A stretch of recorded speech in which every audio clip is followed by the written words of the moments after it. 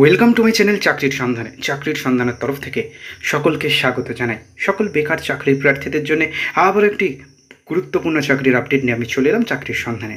এবারে শুধুমাত্র মাধ্যমিক পাস যোগ্যতায় সম্পূর্ণ বিনামূল্যে সরাসরি ইন্টারভিউর মাধ্যমে রাজ্যে ভলেন্টিয়ার পদে নিয়োগ করা হচ্ছে।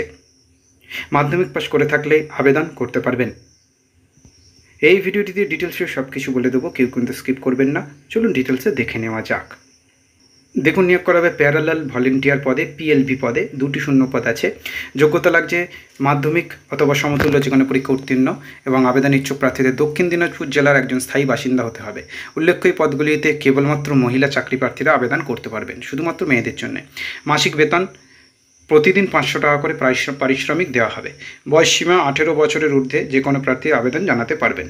এতে আলাদাভাবে আবেদন করার কোনো প্রয়োজন নেই। যেহেতু ইন্টারভিউর মাধ্যমে নিয়োগ করা হচ্ছে, সেহেতু ইন্টারভিউর তারিখে নির্দিষ্ট সময়ে উপস্থিত হতে হবে সকল ডকুমেন্টস নিয়ে।